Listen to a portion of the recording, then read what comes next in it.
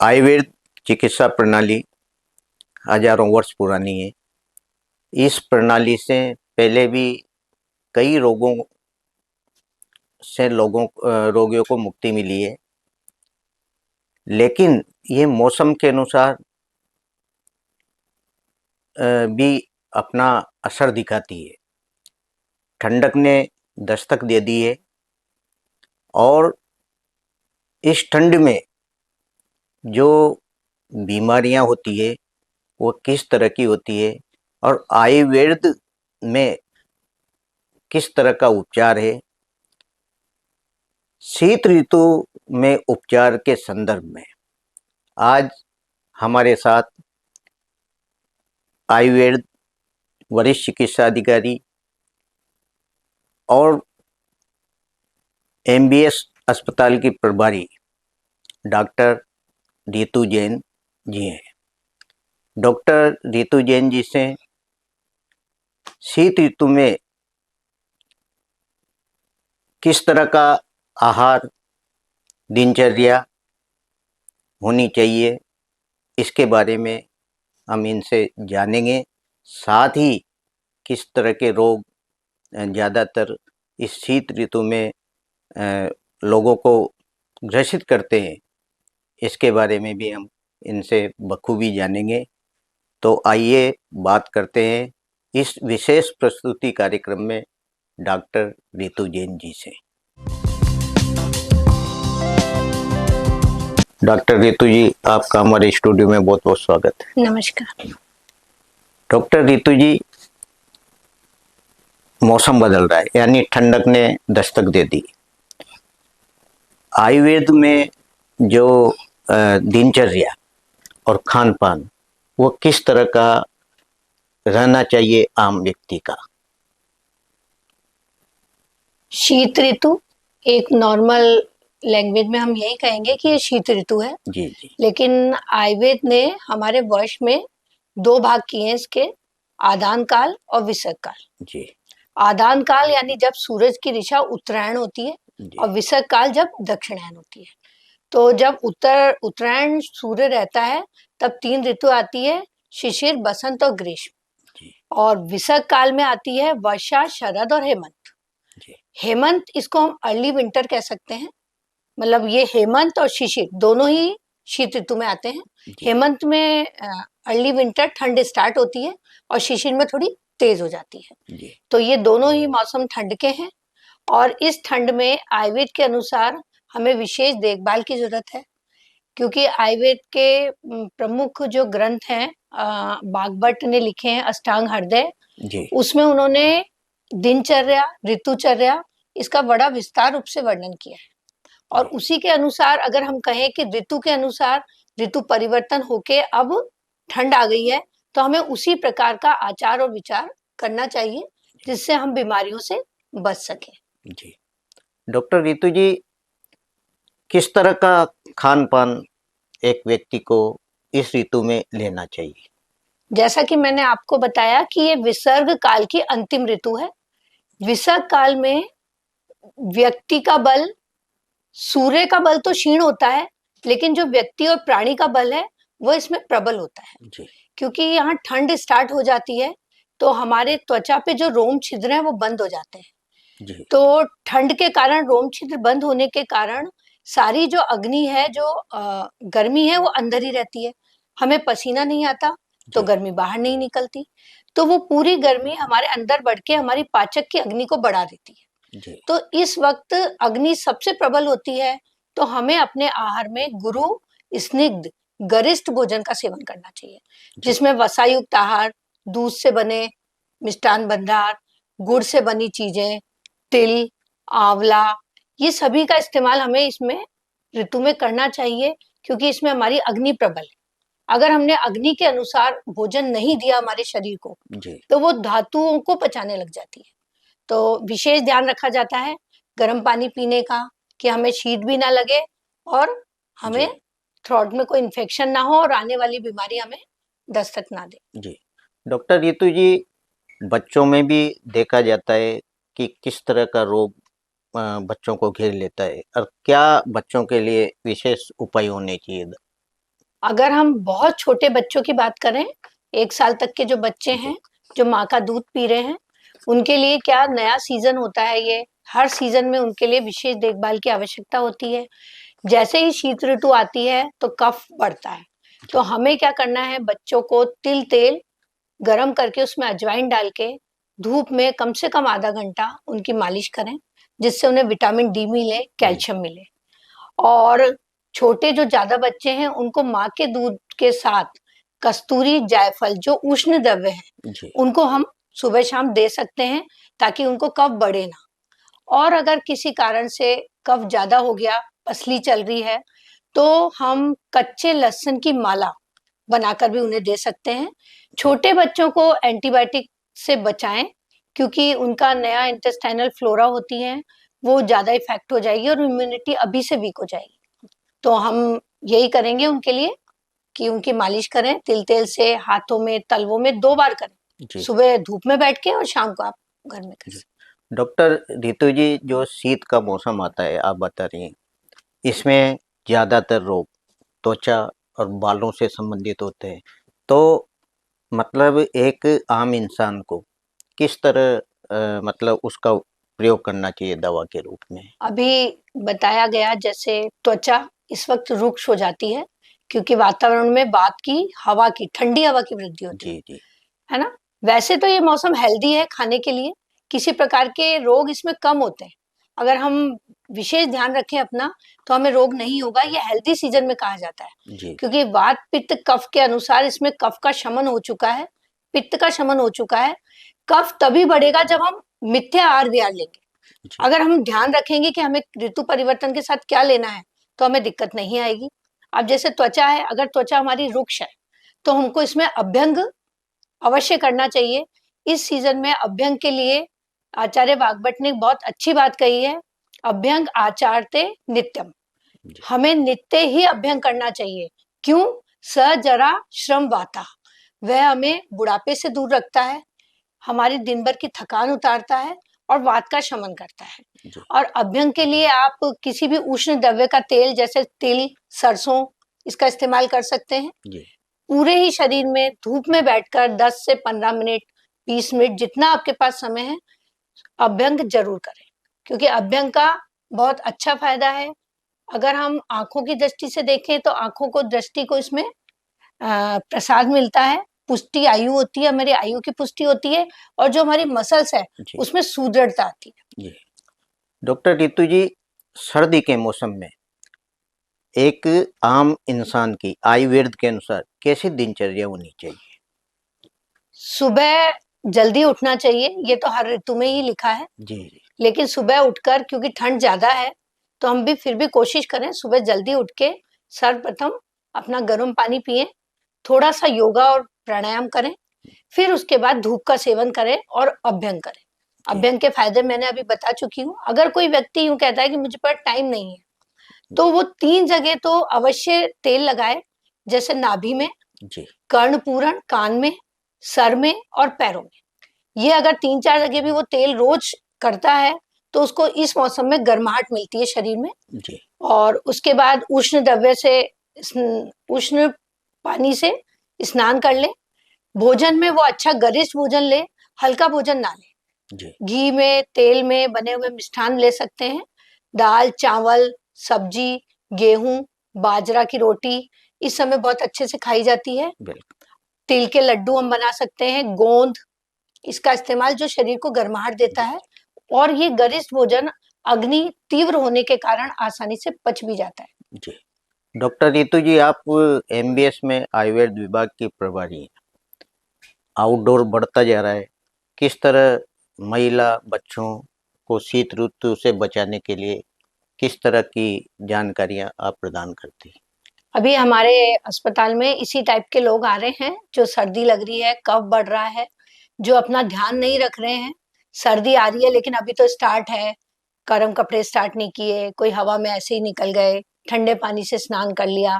तो इस वक़्त थ्रोट इन्फेक्शन, कफवर्धक, निमोनिया इनके मरीज़ ज़्यादा आते हैं। जी तो उनके बचाव के लिए हम उनको कई प्रकार के घर के परामर्श भी देते हैं कि घर में वो जो भी चीज़ें हैं जैसे हल्दी है, पीपली है, सोंठ है, इसका इस्तेमाल वो नित्य कर सकते हैं। जी और ऋतु के अनुसार हरितकी का सेवन हम शुंठी मिला के कर सकते हैं हेमंत ऋतु में।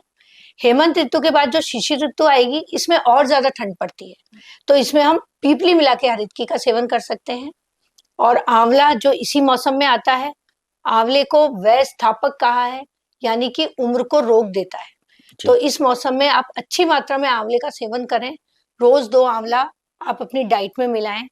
इससे आपको काफी बालों में, आंखों में, त्वचा पर काफी लाभ होगा।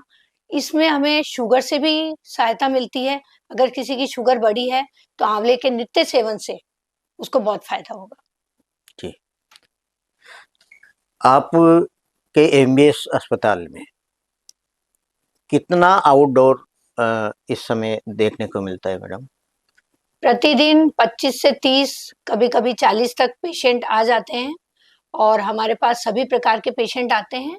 ऐसा नहीं है केवल मौसमी बीमारी के ही आ रहे हैं, पेट से संबंधित रोगों के पेशेंट भी आते हैं, वात, नाड़ी और आम वात के, है ना, थ्रोट इन्फेक्शन के, बालों के लिए।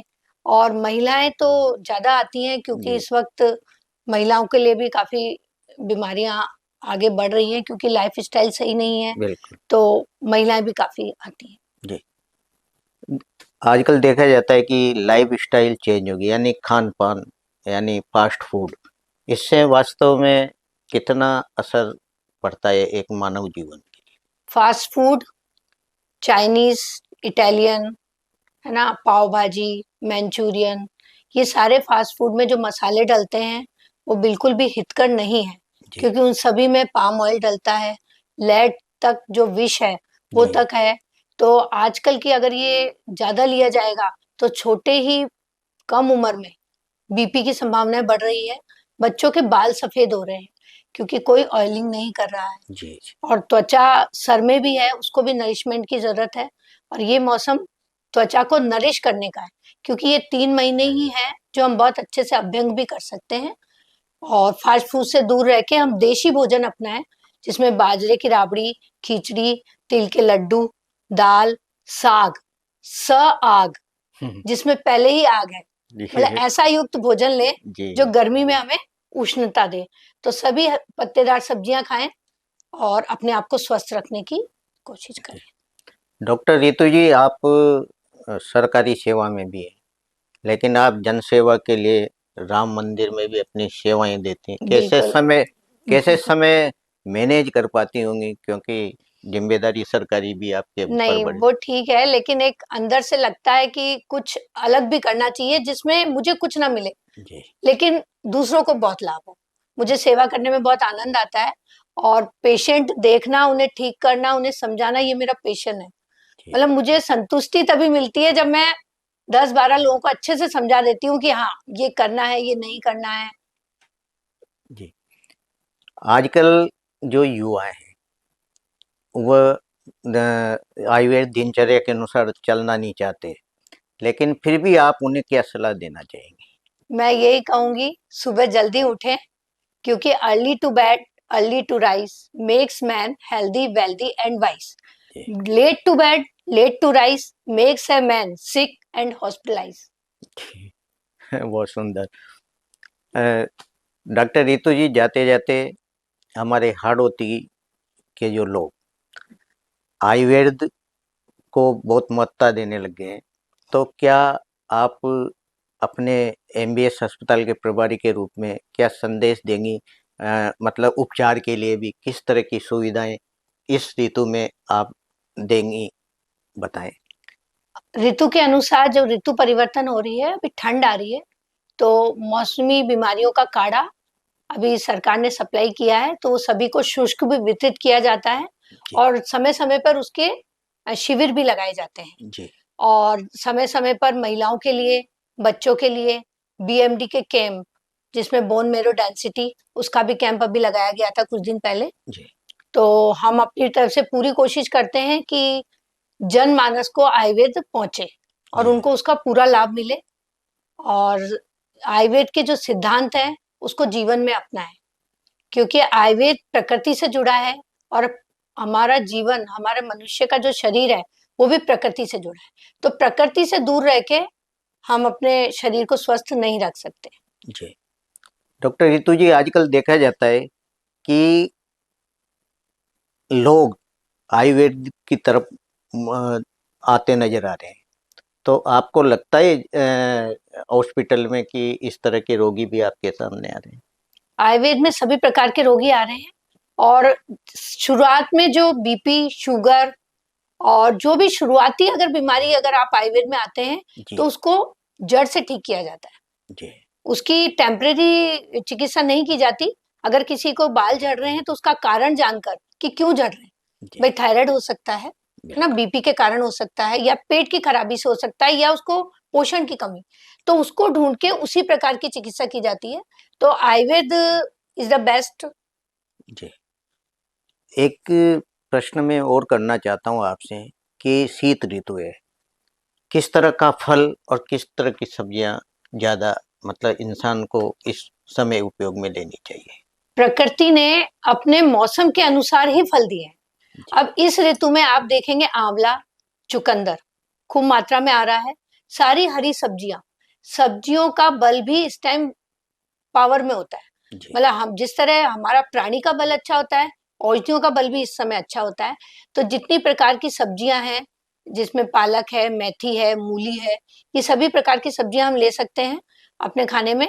बस सब्जियों में साग सब्जी को बनाने के लिए यही है कि आप उसको पहले अच्छे से धो लें और उसको थोड़े गर्म पानी में उबाल के निचोड़ के फिर उसके बाद उसको घी या तेल में बनाएं। जी जिस और बहुत ज्यादा सब्जियों को तले ना, क्योंकि उसके विटामिन और मिनरल्स नष्ट हो जाते हैं। जी जितने भी फल हैं, अमरूद इस समय बहुत अच्छा आ रहा है, चीकू, सभी फलों का आप सेवन कर सकते हैं। बस ठंडे फल आप ना लें, जैसे अनार वगैरह है तो उसमें ठंडा होती है, तो वो ना लें। गर्म फल सारे ले सकते हैं। और आंवला बहुत अच्छा है, आंवले के लिए बता दिया गया है, चुकंदर है, और जितने भी फल बाजार में आ रहे हैं वो सभी हम खा सकते हैं। जी डॉक्टर रितु जी, इस ऋतु में क्या आचार करना चाहिए या नहीं करना चाहिए? सर्वप्रथम मैंने पहले बता चुकी हूँ, फिर भी मैं बताऊंगी कि योग और प्राणायाम और एक्सरसाइज वो जरूर करनी है, क्योंकि हमारे रोम के छिद्र बंद हैं, उन्हें खोलने के लिए, पसीना लाने के लिए इतनी एक्सरसाइज करें कि पसीना आए, जी ताकि हमारे त्वचा भी उसमें स्वेदन हो और मृदुता आए, उसमें सॉफ्ट हो। और जो बड़े हैं और बुजुर्ग हैं वो भी व्यायाम करें और घर से बाहर निकलें, सुबह जल्दी बाहर निकलें। अगर ठंड है तो अपने कान को, सर को और पैरों को कवर करके निकलें ताकि ठंड ना लगे, जी है ना। और दिन में खाने के बाद धूप का सेवन करें, दिवा स्वप्न ना करें, जी क्योंकि दिवा स्वप्न का स्पेशल निषेध है इस ऋतु में।